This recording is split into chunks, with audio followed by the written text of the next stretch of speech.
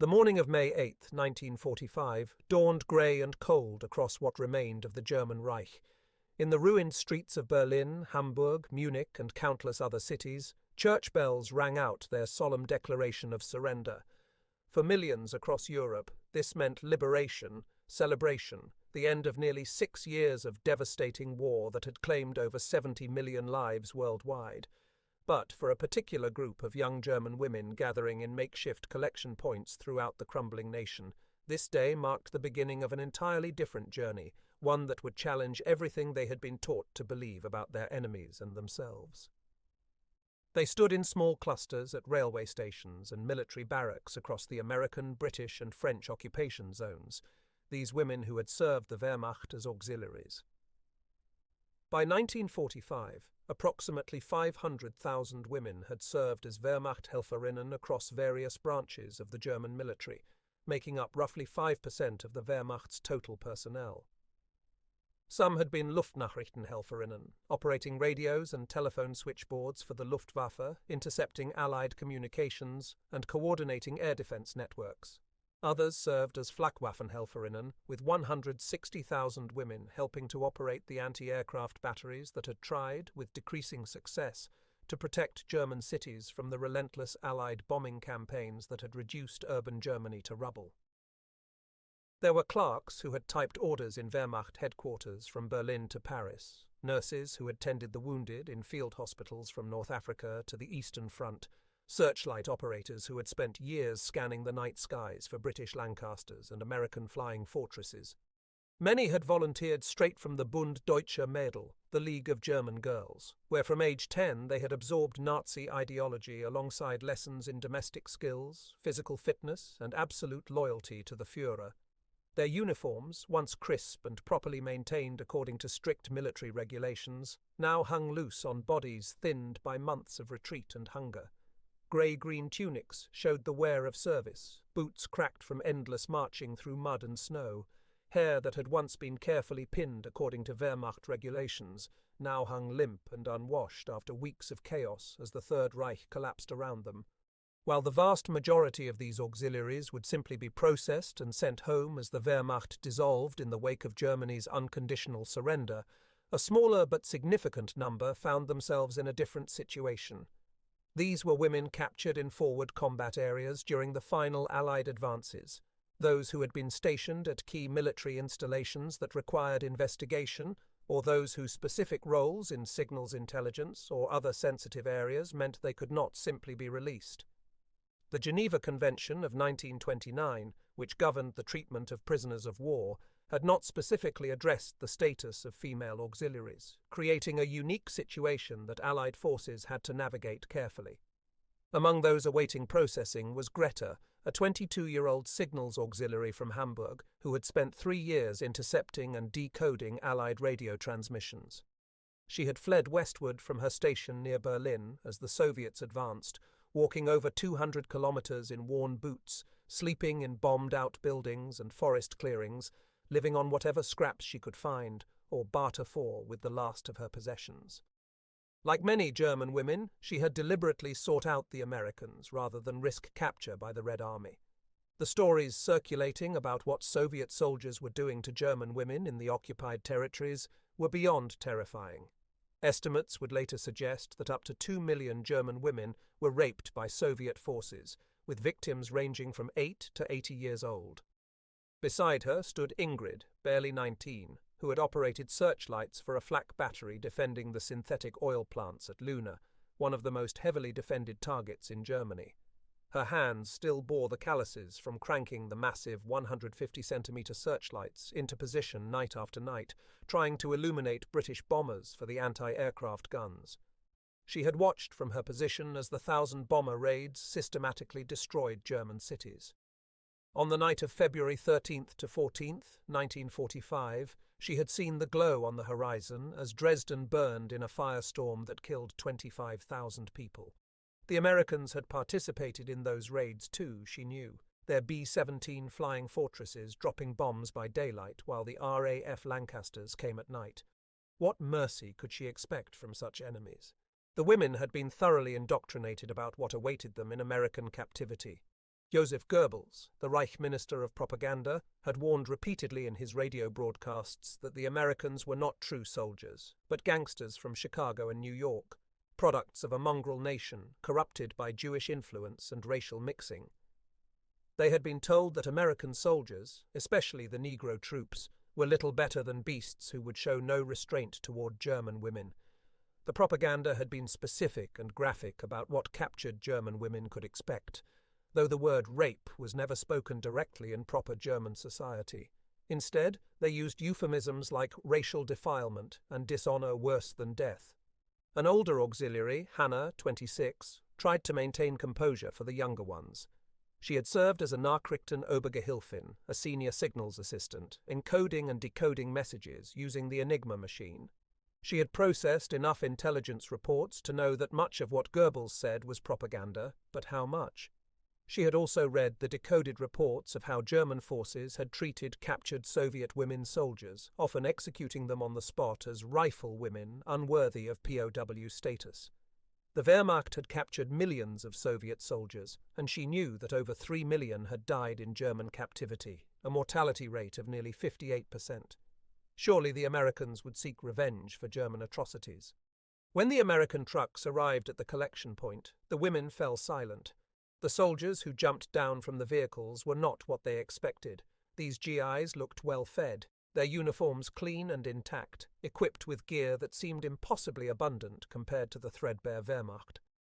Some were chewing something they called gum, a habit that seemed both exotic and slightly absurd to German sensibilities. They did not leer or make crude gestures, as the women had been warned. Instead, they proceeded with an almost bureaucratic efficiency, checking lists against identification documents, organizing groups by point of capture, directing the women onto the vehicles with gestures rather than the shouts and brutality they had anticipated. One young GI from Ohio, who could not have been older than 18, even offered his hand to help an elderly auxiliary nurse climb into the truck. She recoiled at first, her entire body tensing at the approaching American uniform. Then, seeing no threat in his freckled, boyish face that reminded her painfully of her youngest brother who had died in Normandy, she accepted the assistance. The simple gesture of courtesy from an enemy soldier created the first crack in years of carefully constructed propaganda. The journey to the collection camp took them through a landscape that testified to the totality of Germany's defeat. They passed through cities that were merely collections of rubble punctuated by the occasional chimney or church spire standing like monuments to destruction. In Mannheim, they saw entire city blocks reduced to brick dust and twisted metal. In Frankfurt, the medieval old town that had stood for centuries was gone, replaced by mountains of rubble that work crews of German civilians and former soldiers were slowly clearing by hand. The women who had lived through the bombing raids recognized the particular patterns of devastation. Here, the work of incendiaries that had burned everything organic and left only stone. There, the massive craters of 4,000-pound blockbuster bombs that had shattered entire neighborhoods. Between the cities, the countryside showed different scars of war. Tank tracks had churned agricultural fields into wastelands of mud. Burned-out tiger and panther tanks, once the pride of the Wehrmacht, lay abandoned by roadsides like dead prehistoric beasts. Sherman tanks and German 88mm guns stood frozen in their final duels. Temporary military cemeteries dotted the landscape, marked by rough wooden crosses and helmets. Bridges that had stood since the Middle Ages lay collapsed into rivers, their ancient stones scattered, their modern steel reinforcements twisted into abstract sculptures of destruction. And everywhere, refugees trudged along the roads in an endless procession of misery.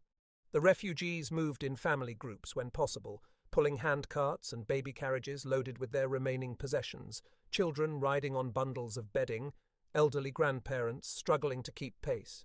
Many were ethnic Germans expelled from territories now controlled by Poland, Czechoslovakia, and the Soviet Union, fleeing westward in one of the largest forced migrations in human history. An estimated 12 to 14 million ethnic Germans would be expelled from Eastern Europe, with perhaps 2 million dying during the expulsions.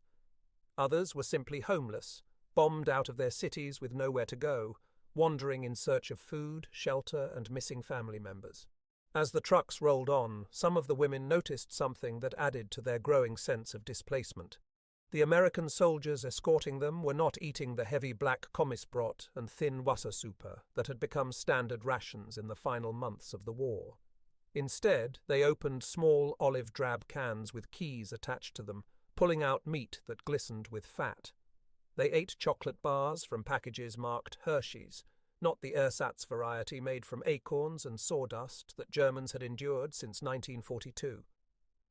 They drank coffee from thermos bottles, actual coffee with an aroma that filled the truck, not the bitter brew made from roasted barley and chestnuts that passed for coffee in wartime Germany. Some soldiers smoked cigarettes casually, flicking ash from the truck, each cigarette worth a week's wages on the German black market. One of the guards, a sergeant from Texas who had fought through France and into Germany, noticed the hungry looks from his prisoners. Perhaps remembering his own hunger during the Depression or simply acting on human impulse, he offered some K-ration crackers to the women nearest him. They hesitated, suspecting a trick or poison, their minds full of stories about American treachery. But hunger, that most basic human drive, won out. The crackers were unlike anything they had tasted in years. White flour crackers with salt, not the Einheitsbrot made with sawdust, potato peels, and whatever else could extend the flour that had become standard in Germany.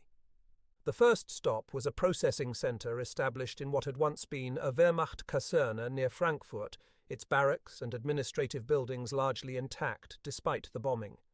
Here, the women underwent the bureaucratic processing that the American military applied to all prisoners. They were registered, photographed for identification cards, fingerprinted, and given numbers. They surrendered what few possessions they had for inspection and cataloguing. Some had hidden photographs of families, boyfriends, or husbands who might be dead, captured, or simply missing in the chaos of defeat. Love letters written on scraps of paper, carefully preserved through retreat and capture. A few had small pieces of jewellery, wedding rings or lockets, hidden in boot heels or sewn into coat linings. The American clerks, many of them Women's Army Corps personnel, handled these items with surprising care, placing them in labelled envelopes with receipts to be returned later. It was here that they encountered their first major surprise. They were directed to a building marked Delousing Station in both English and hastily painted German. The women exchanged terrified glances. They all knew, despite official denials, what had happened in some camps where people were told they were being deloused. The stories had circulated even within Germany, whispered despite the danger of speaking about such things. Gas chambers disguised as shower rooms, the systematic murder hidden behind bureaucratic euphemisms. The Americans surely knew what the Germans had done. Was this to be their revenge?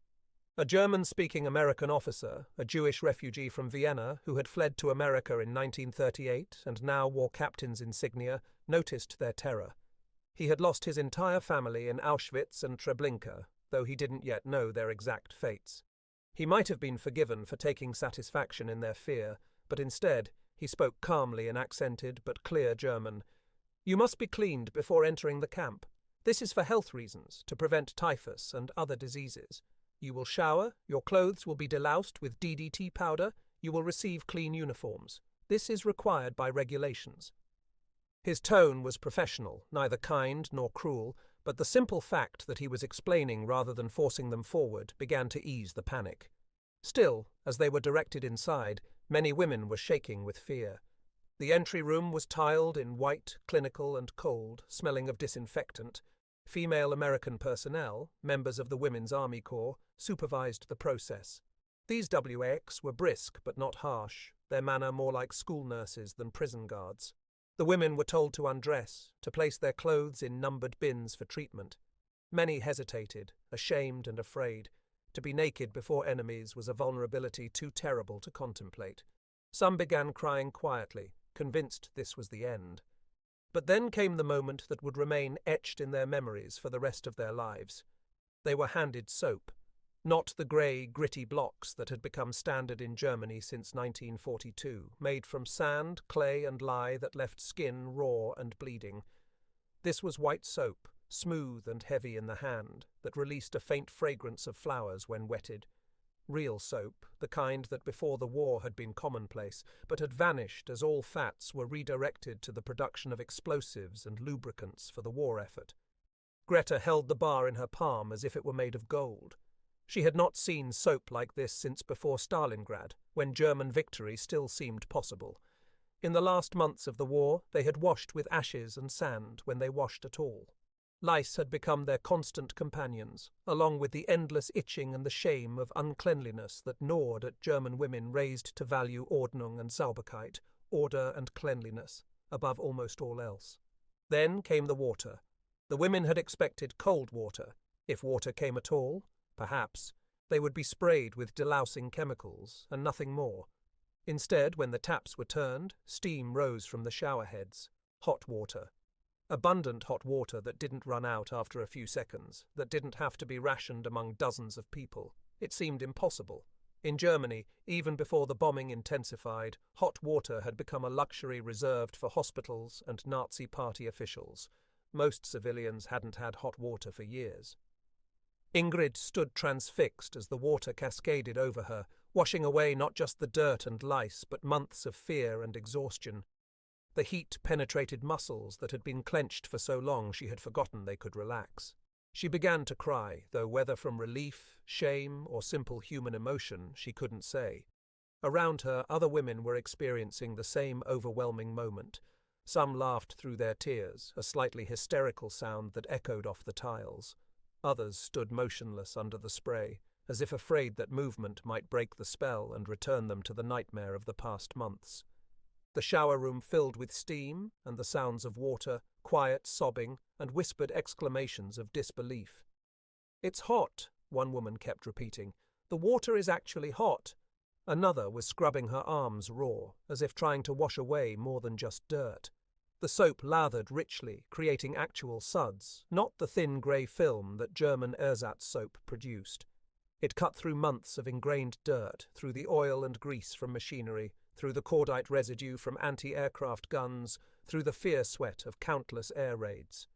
The women helped each other wash their hair, working the soap through tangles and mats that scissors had threatened to claim. Many had cut their hair short during the retreat, both for hygiene and to avoid attracting attention as women. Now they worked to salvage what remained. The water ran grey, then brown, then finally clear. Skin emerged pink and clean beneath the grime. They discovered they had forgotten the actual colour of their own bodies, had forgotten what it felt like to be truly clean. After 20 minutes, WAC personnel directed them to a second room where clean towels waited. Not the threadbare, scratchy scraps that might have been expected, but actual terry cloth towels, white and functional.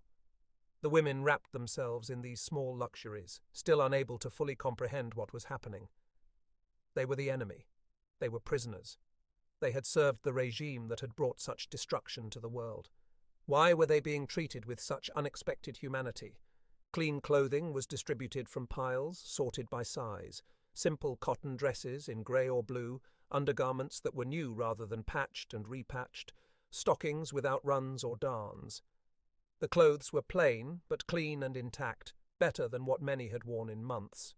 Some women found themselves checking for tricks, for hidden needles or poison in the fabric, so thoroughly had they absorbed the propaganda about American brutality. Finding nothing but simple, clean clothing, they dressed in silence, each lost in her own thoughts. As they dressed, tentative conversations began in whispers. "Did you smell the soap?" "Like roses." "The water was so hot I thought my skin would burn, but it was wonderful." "I had forgotten what it felt like to be clean." "Why would they do this for us?" This last question hung in the air, unanswered and troubling. Everything they had been taught, everything they had believed about their enemies, was being challenged by something as simple as soap and hot water. They were next taken to a mess hall, and here the assault on their expectations continued with even greater force. The room smelled of food, real food, not the watery cabbage soup and sawdust bread that had sustained them in the war's final months. Long tables were set with metal trays, cups, actual cutlery. The women filed through a serving line where American cooks, including some Negro soldiers whom they had been taught were subhuman savages, ladled portions onto their plates with businesslike efficiency.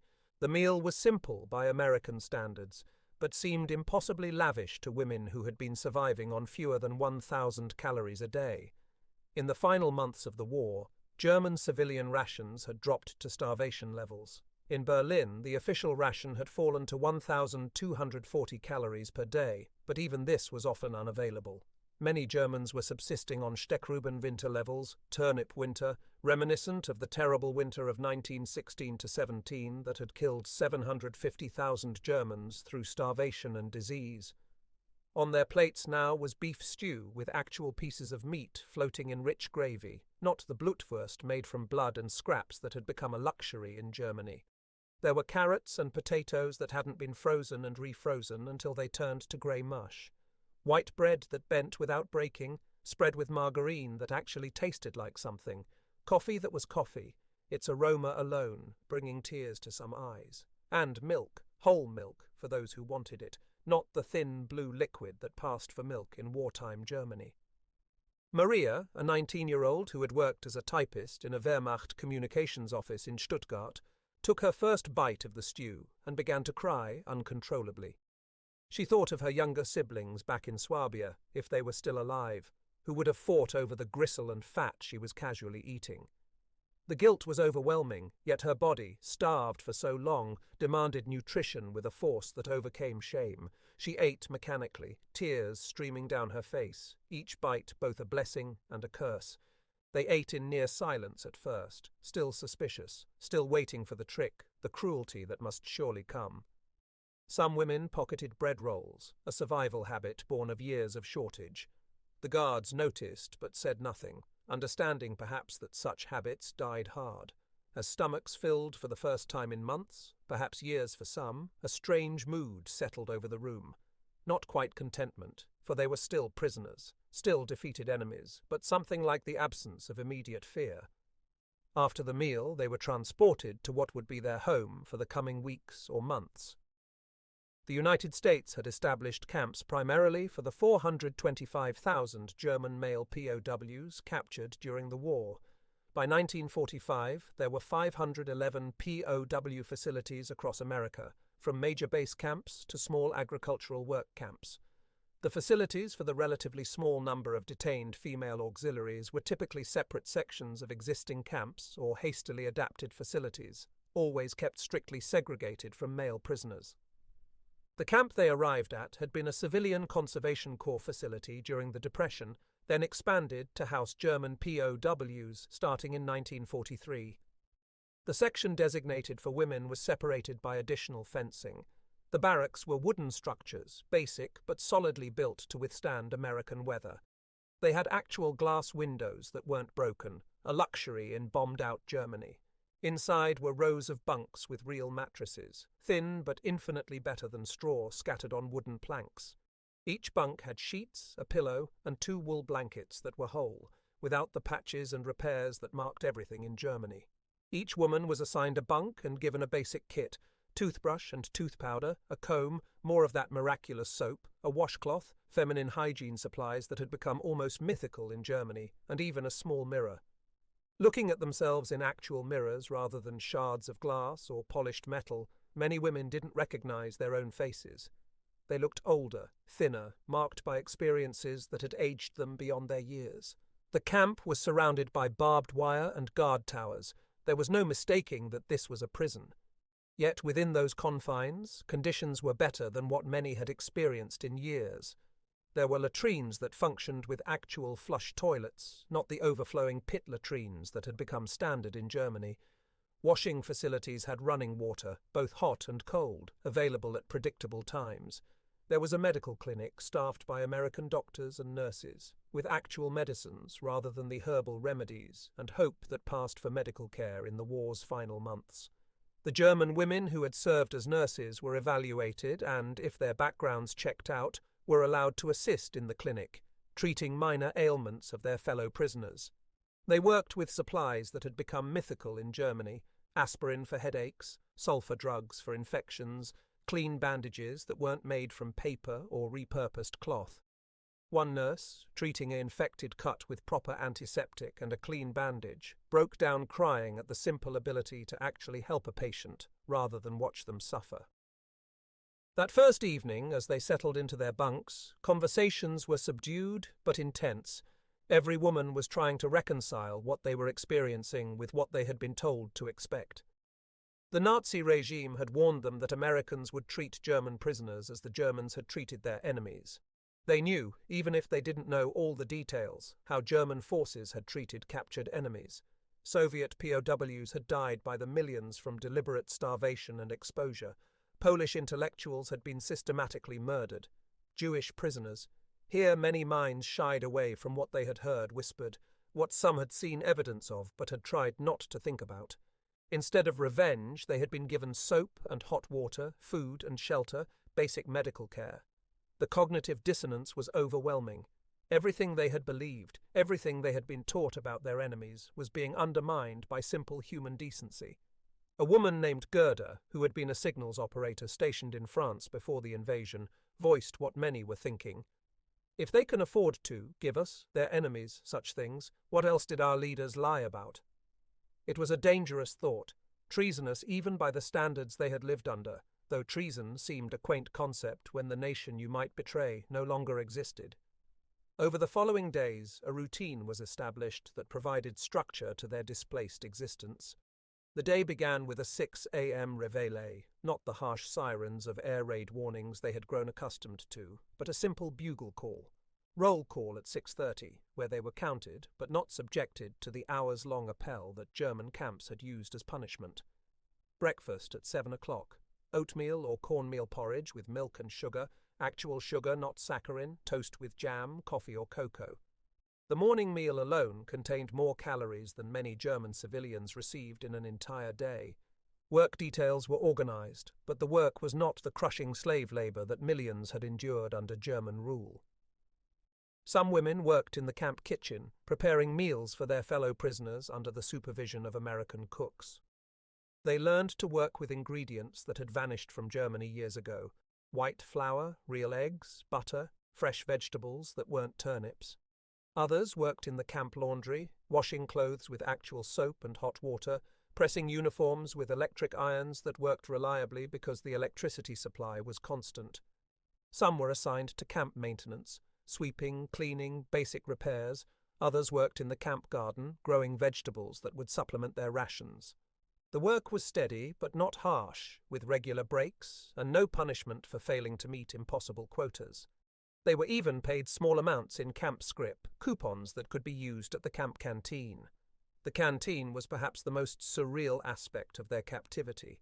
Behind a counter, like a shop from the pre-war world, were shelves stocked with items that had become impossible dreams in Germany.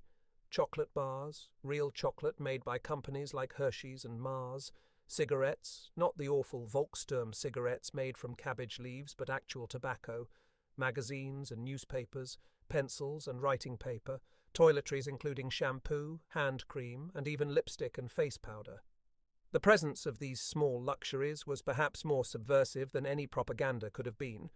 A young auxiliary named Ruth, barely 18, saved her camp scrip for 2 weeks to buy a lipstick. She applied it carefully in front of an actual mirror, not a shard of broken glass. For a moment, looking at her reflection with red lips, she felt human again, felt like a young woman rather than a defeated enemy. Then the guilt crashed over her like a physical blow. Her family in Essen, if they still lived, were probably scavenging in rubble for potato peels while she painted her lips American red. She wiped off the lipstick and didn't wear it again for weeks, but kept it hidden under her pillow, a talisman of a different world. Medical examinations revealed the true extent of what these women had endured. Malnutrition was universal, with body weights averaging 15 to 20% below normal. Many showed signs of vitamin deficiency diseases: scurvy from lack of vitamin C, with bleeding gums and loose teeth; pellagra from lack of niacin, with skin lesions and digestive problems; beriberi from lack of thiamine, with nerve damage and heart problems. These were diseases of severe deprivation that belonged to another century. Tuberculosis was present in alarming numbers, the White Death that thrived in conditions of malnutrition and overcrowding. Untreated infections had festered into serious conditions. Teeth were rotting from years without proper dental care or nutrition. Parasites were common, not just lice but intestinal worms from contaminated food and water. Some women had untreated broken bones that had healed badly, injuries from bombing raids or accidents during their service. The American medical staff treated these conditions with a matter-of-fact efficiency that held no apparent desire for revenge. A doctor, Major Harrison from Cleveland, examined a young woman who had served in an anti-aircraft unit. She had shrapnel wounds that had never been properly treated, now infected and painful. He cleaned and dressed the wounds with professional care, prescribed penicillin, that miracle drug that Germany had lacked, and told her to return daily for fresh dressings. When she stammered an apology in broken English, not sure for what exactly but feeling it necessary, he simply said, "You're my patient. That's all that matters here." The camp had an education program, something that seemed almost absurd to women who expected punishment, not learning opportunities. English classes were offered and surprisingly well attended. The women learned basic phrases at first: please, thank you, I need, where is, but gradually they absorbed more than just vocabulary. The American teachers, many of them WACS with college degrees, taught not through the rote memorization and unquestioning obedience that had been standard in Nazi education, but through discussion and even debate. In one class, a teacher from Iowa asked the women what they thought about a story they had read. There was confused silence. They were being asked their opinion, not told what to think. It was disorienting, almost frightening. Slowly, tentatively, some began to express thoughts, still half expecting to be punished for wrong answers. Instead, the teacher nodded, asked follow-up questions, encouraged different viewpoints. It was a small thing, but for women raised in a totalitarian system, it was revolutionary. The camp library, small but well-stocked, offered another window into a different world. There were American magazines showing a country untouched by war. Life magazine with its photo essays of American prosperity, Saturday Evening Post with Norman Rockwell covers, depicting an idealized but still recognizably intact society. There were newspapers too, though censored of military information. The women read with fascination and growing comprehension about a society that could afford to debate and disagree, that could criticize its own government without fear of the Gestapo. Movies were shown weekly in the mess hall, the tables pushed aside to make room for rows of chairs facing a white sheet hung on the wall. The films were American productions with German subtitles, carefully selected by camp authorities. They showed musicals with Fred Astaire and Ginger Rogers dancing in elaborate sets, comedies with Bob Hope and Bing Crosby, dramas with Clark Gable and Vivian Leigh. Even accounting for Hollywood glamour, the films depicted a world of such abundance that it seemed like science fiction to women from bombed-out Germany. The films showed cities with skyscrapers reaching toward the sky instead of rubble reaching toward nothing, shops with windows full of goods instead of boarded-up ruins, people who smiled and danced and worried about romance instead of survival, cars everywhere, private automobiles that ordinary people owned, not just Nazi officials, kitchens with electric refrigerators, washing machines, gadgets that would have seemed magical in Germany. Even in what the films portrayed as modest homes, there was a level of comfort and security that had vanished from Germany years ago. Some women watched these films with tears streaming down their faces, mourning not just for what Germany had lost, but for what it had never had, even before the war. The Nazi regime had promised prosperity after victory, but had delivered only destruction. The Americans, these supposed degenerates corrupted by democracy and racial mixing, had built a society of such wealth that they could afford to be generous even to their enemies. Not all adjusted easily to this new reality. A minority clung to their Nazi indoctrination, refusing to believe what they were seeing and experiencing. They insisted the good treatment was a trick, that the food might be drugged, that the Americans were trying to weaken their resolve before the real torture began. They hoarded bread under their pillows, suspicious of the regular meals. They formed small groups that whispered about the return of the Führer, about wonder weapons that would still turn the tide, about the temporary nature of Germany's defeat. But for most, the daily reality of adequate food, cleanliness, and basic human dignity gradually eroded the foundations of their previous beliefs. It was hard to maintain hatred when your supposed enemies treated you better than your own government had in its final years. It was difficult to believe in racial superiority when Negro soldiers served you food without malice, when Jewish doctors treated your illnesses with professional care. The mail system was perhaps the most emotionally complex aspect of their captivity. The women were allowed to write postcards home, limited to 25 words, announcing their status and location. The responses, when they came weeks or sometimes months later through the chaos of occupied Germany, brought the reality of defeat into sharp, painful focus. Letters spoke of cities without electricity, where people lived by candlelight when they could find candles. Of water systems destroyed by bombing, forcing people to queue for hours at public pumps. Of families living in cellars and ruins, their homes destroyed, sharing space with strangers in the same situation. "We are surviving on 900 calories a day when we are lucky," wrote one mother from Cologne. "The children have forgotten what meat tastes like. Your little brother has stopped growing." Another woman received a letter from her sister in Berlin. "Mother died last month. Not from bombs, but from hunger and cold. We burned the last furniture to keep her warm, but it wasn't enough. Father disappeared when the Russians came. I am living with strangers in a basement. We eat once a day if we are fortunate. I cannot imagine the America you describe. It sounds like a fairy tale." Reading these letters in their clean barracks, having just eaten a meal that would have fed a German family for 3 days, the women faced a terrible irony. They were prisoners of the enemy, yet they lived better than their free families. They had hot water for washing while their mothers melted snow or queued at pumps. They had soap while their sisters made do with ashes and sand. They had real coffee while their fathers, if they still lived, drank acorn brew. They had warm blankets while their children shivered in unheated ruins. The psychological impact of this reversal was profound. Some women stopped eating, unable to bear the guilt of their relative comfort. They would sit at meals, staring at full plates, thinking of hungry family members. The American staff, noticing this, tried to address it. A camp psychologist, Captain Williams, herself a woman who had joined the army after Pearl Harbor, held group sessions where women could express their feelings. "It's not your fault that you're here and they're there," she would say. "You can't help them by starving yourself. The best thing you can do is stay healthy so you can help rebuild when you return." But the guilt persisted. Some women sent their camp wages home in the form of small packages when permitted, though a chocolate bar or tin of coffee was a drop in an ocean of need. Others threw themselves into work, as if by exhausting themselves they could somehow expiate the guilt of eating while others starved. As spring turned to summer of 1945, the news from home grew increasingly dire. The 4 occupation zones were applying different policies, creating chaos. The British zone, struggling with its own post-war austerity, had reduced German rations to 1,000 calories per day, a slow starvation level.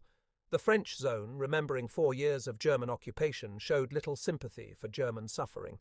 The Soviet zone was stripping factories and infrastructure, sending anything of value back to the Soviet Union as reparations. Only the American zone seemed to have both the resources and the inclination to prevent mass starvation, though even there the situation was critical.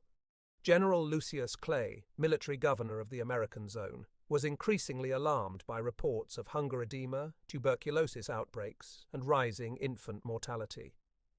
By July 1945, he was warning Washington that without increased food imports, large-scale starvation was inevitable. In the camp, the women followed these developments through newspapers and letters with a mixture of horror and guilt. They were living through one of history's ironies, defeated enemies being fed according to Geneva Convention standards, while the civilian population of their defeated nation approached starvation. The camp routine continued through the summer with a regularity that became almost comforting. Morning roll call, breakfast, work details, lunch, afternoon work, dinner, evening activities.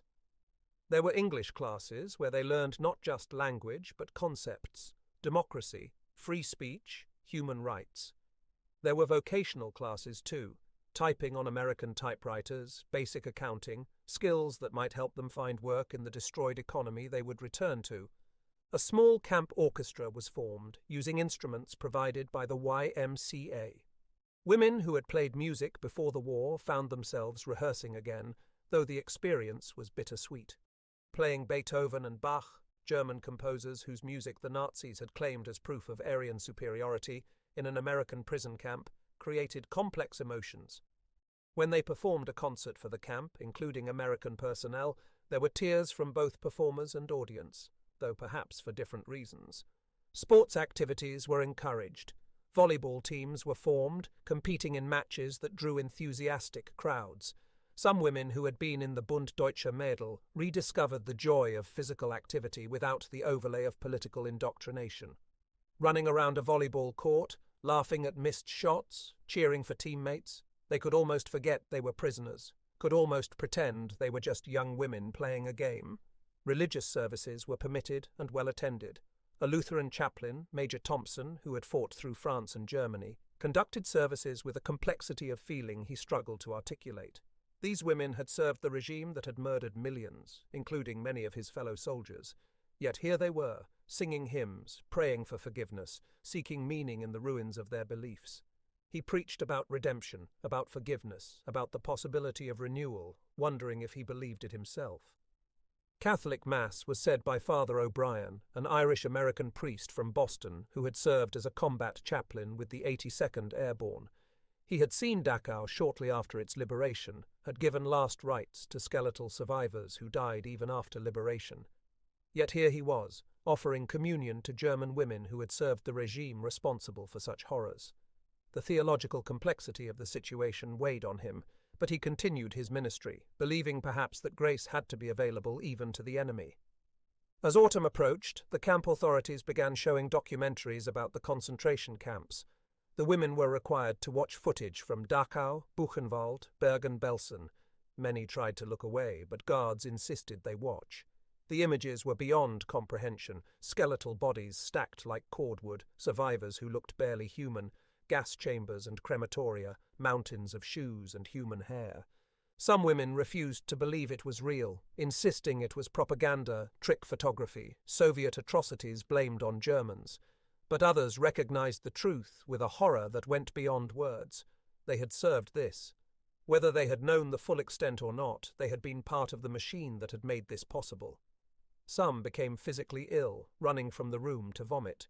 Others sat in stunned silence, their worldview collapsing entirely. After one such screening, Hannah, the signals operator, wrote in a letter she never sent, "We typed the orders. We operated the radios that coordinated the movements. We kept the machine running. We told ourselves we were serving our country, but what country murders children? What patriotism requires such evil?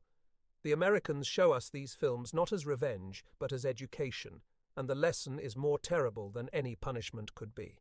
The psychological impact of these screenings was profound.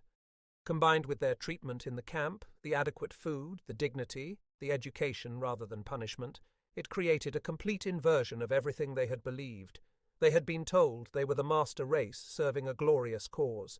Now they discovered they had been tools of unprecedented evil. They had expected brutal treatment from savage enemies. Instead, they received humane treatment from civilized captors. As news of the atomic bombs on Hiroshima and Nagasaki arrived in August, followed by Japan's surrender, the women realized the war was truly, finally over. There would be no miraculous reversal, no wonder weapons to save Germany, no last-minute victory. The Third Reich, that was to last 1,000 years, had lasted 12 and left nothing but destruction in its wake. Repatriation began in autumn 1945, a gradual process governed by complex bureaucracy and practical considerations. Priority was given to mothers with young children, to those with critical skills needed for reconstruction such as nurses and teachers, to those from areas where the food situation was most stable. Each departure was emotionally complex. Women exchanged addresses they knew might never be useful given the chaos of the postal system, promised to write though they knew letters might never arrive, shared final bars of soap and chocolate as if passing on talismans of their experience. The women being repatriated were given civilian clothes to replace their prisoner uniforms, a small amount of occupation currency, and transit documents. They were transported by truck to railheads, then by train back into Germany. The journey reversed the one they had made months earlier, but everything had changed. Then they had been defeated enemies heading into captivity. Now they were returning to a homeland that existed more in memory than reality. When Greta's turn came in November 1945, she had been a prisoner for 6 months. She had gained 12 pounds. Her tuberculosis was under control thanks to proper treatment. Her hair was clean and properly cut. The chronic cough that had plagued her through the last winter of the war was gone. She wore American-issued clothes that, while simple, were intact and clean.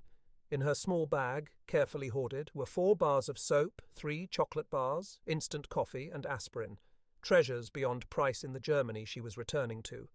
The train that carried the repatriated women back into Germany passed through a landscape that seemed like another planet from the one they had left. If anything, the destruction was more complete than before. A summer without proper sanitation had left its mark. The smell of unwashed bodies, unflushed sewage, and decay permeated everything. Work crews of German POWs and civilians worked to clear rubble, but the task was so enormous that progress was barely visible. At the demobilization center in Frankfurt, they were processed back into civilian life.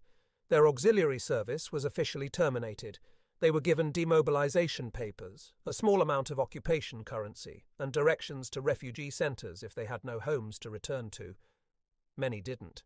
Their home cities were in the Soviet zone, now cut off. Their families were dead or scattered.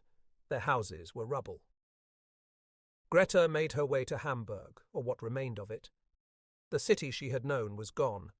Operation Gomorrah, the Allied bombing campaign of 1943, had created a firestorm that killed 43,000 people and left 1 million homeless. The port that had been Germany's gateway to the world was a collection of twisted cranes and sunken ships.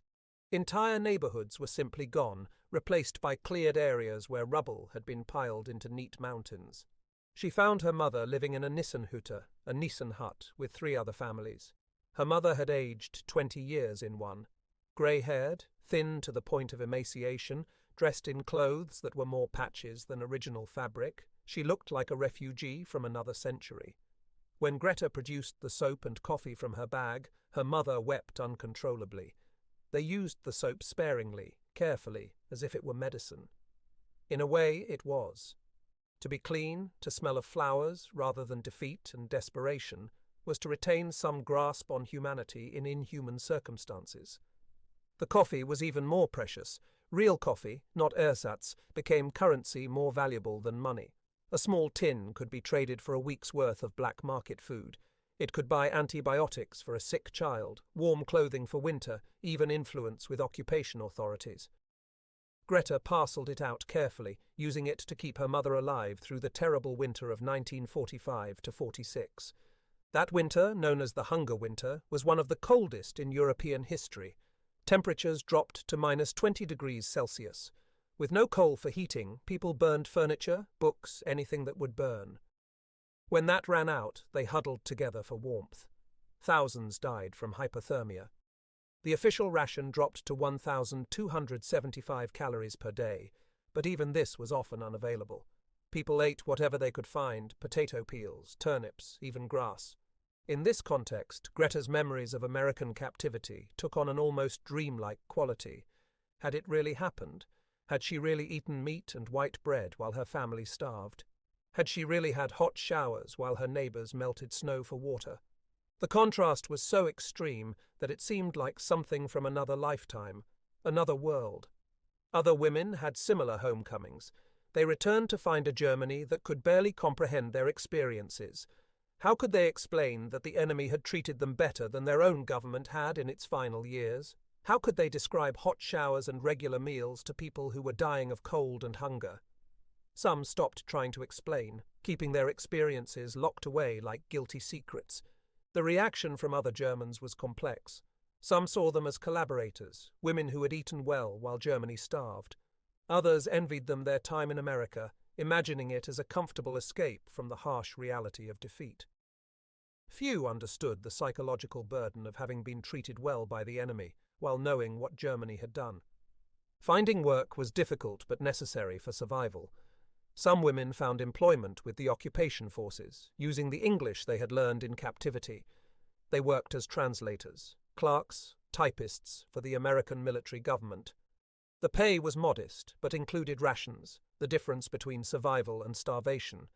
They faced resentment from other Germans who saw them as fraternizing with the enemy, yet what choice did they have? Pride was a luxury no one could afford in the ruins of the Third Reich. Others struggled to readjust entirely. The camps, for all their restrictions, had provided structure, purpose, and community. Now they were alone in a destroyed nation, former members of a military that no longer existed, servants of a regime that the world condemned. They were not quite civilians, but no longer soldiers, not quite guilty, but far from innocent. The psychological impact of their experience continued to ripple through their lives. They had seen another way of being, another possibility for society. The Americans had shown that strength didn't require brutality, that victory didn't demand vengeance. This knowledge made it impossible to fully accept the excuses and rationalizations that many Germans used to cope with their complicity in the Nazi regime. Years passed. Germany slowly rebuilt under the Marshall Plan, that extraordinary American generosity that helped former enemies become allies. The Wirtschaftswunder, the economic miracle of the 1950s, transformed West Germany from ruins to prosperity. The women who had been auxiliaries, then prisoners, then returnees, became teachers, nurses, office workers, mothers. They rarely spoke of their service or their captivity, both too complex and painful to explain. But the memory of that first shower remained vivid for all of them. Decades later, when Germany had rebuilt and the privations of the immediate post-war period had faded into history, some of these women would gather quietly to share their memories. They would speak carefully of their time in American captivity, aware that their relatively benign treatment sat uncomfortably next to the mounting evidence of German atrocities. In the 1960s, as their own children came of age and began asking difficult questions about the war, some women finally broke their silence. Ingrid, who had operated searchlights, told her daughter about the camp, about the soap and hot water, about the confusion of being treated humanely by enemies they had been taught were monsters. "But Mutti," her daughter asked, using the familiar term for mother, "why did they do it? Why were the Americans kind when they had every reason to be cruel?" Ingrid thought for a long moment before answering. Perhaps because they could afford to be kind. They had won so completely that revenge would have been unnecessary. Or perhaps because showing mercy to your enemies is the only way to truly win a war, not just defeating them, but showing them a better way to be. She paused, remembering. When I expected brutality, I received soap. When I expected cold water or no water, I received hot showers. When I expected starvation, I received food. When I expected revenge, I received dignity. It was the most important lesson of my life, that sometimes the greatest strength is choosing not to become what you fight against. In the 1980s, as historians began conducting oral history projects about women's experiences in World War II, some former auxiliaries agreed to be interviewed. Their stories, long suppressed, began to enter the historical record. They spoke of their service with complex emotions, pride in their personal courage and dedication mixed with shame at what they had served. They spoke of their captivity with equal complexity, gratitude for humane treatment mixed with guilt at their relative comfort while Germany suffered. One woman, interviewed for a documentary in 1985, the 40th anniversary of the war's end, said, "The Americans had every right to treat us as we had treated our prisoners. They knew what we had done to Soviet POWs, to the Jews, to all those we deemed inferior. They could have justified any treatment as simple reciprocity. Instead, they chose to follow their principles, even when dealing with those who had abandoned all principles. That choice, that simple soap and hot water, taught me more about democracy and human rights than any propaganda or re-education could have." The story of German women POWs in American camps is not one of dramatic escapes or resistance, not one of clear heroes and villains. It is a quieter story about the power of small mercies in the midst of enormous catastrophe. It is about how simple acts of humanity, soap and hot water, regular meals and basic medical care, could challenge everything a person believed about enemies and war and human nature itself. These women had served a regime that had shown no mercy to its enemies, that had systematically murdered millions, that had used starvation as a weapon of war. The Nazi regime had allowed between 3 and 3.3 million Soviet POWs to die in German captivity, many from deliberate starvation, a mortality rate approaching 58%. German occupation policies, including the Hunger Plan, designed to starve Eastern European populations to feed Germans, had caused millions of civilian deaths. The Holocaust had murdered 6 million Jews through systematic killing, including starvation in ghettos and camps. They had expected to receive similar treatment. Instead, they encountered an enemy that chose to follow rules of war even when dealing with those who had broken them, that maintained its values even in victory. Whether from principle, pragmatism, or simple decent instinct, the Americans chose to provide soap and hot water, food and shelter, dignity and hope. This unexpected mercy created a burden perhaps heavier than punishment would have been. They had to live with the knowledge that their enemies had proven more humane than their own regime. They had to reconcile their service to evil with their treatment by those they had been taught were evil. They had to rebuild their lives and their nation while carrying the memory of how different things could have been if different choices had been made. The camps where these women were held have long since disappeared, converted back to civilian use or demolished. The women themselves are mostly gone now, their stories preserved only in fragments, in letters and diaries, in oral history interviews, in the memories passed down to children and grandchildren. Yet their experience offers a profound lesson about the choices nations and individuals make in the aftermath of conflict. In providing soap and hot water to their defeated enemies, the Americans were doing more than following the Geneva Convention of 1929. They were demonstrating that victory does not require vengeance, that strength can coexist with mercy, that maintaining one's values in the face of evil is perhaps the only true victory worth claiming. The German women who experienced this mercy were changed by it in ways that no amount of propaganda or forced re-education could have achieved. They had seen another way of being, another possibility for human behavior, and they could never forget it. The hot water that washed away months of dirt and fear also washed away certainties about enemies and hatred. The soap that cleaned their bodies also, in some small way, began to clean the poison of ideology from their minds. Not through force or humiliation, but through the simple, radical act of treating defeated enemies as human beings deserving of basic dignity. This is not a story with a clear moral or a happy ending. Germany's recovery took decades and came at enormous cost. The women who had served the Wehrmacht faced their own reckonings with guilt and complicity. The world had to grapple with the Holocaust and its implications for human nature and civilization itself. Yet in the midst of this darkness, the story of soap and hot water in American POW camps offers a small light, a reminder that even in humanity's darkest moments, choices exist, mercy is possible, and sometimes the most powerful weapon against hatred is simple, unexpected kindness. As one former POW wrote years later in a letter to an American guard she had tracked down, "You probably don't remember me. I was just one of hundreds of German women prisoners you watched over in 1945. But I remember you, and more importantly, I remember the soap and hot water, the food and the dignity. In my darkest moment, when I expected nothing but cruelty, your country showed me mercy. That mercy changed not just how I saw Americans, but how I saw what was possible between former enemies. Thank you for teaching me that humanity can survive even war." The transformation was not immediate or complete, but in that moment, standing under hot water with American soap in their hands, crying with relief and shame and confusion, these women experienced something that no amount of violence could have achieved, the realization that there was another way of being in the world, one where even enemies could be treated with basic human dignity.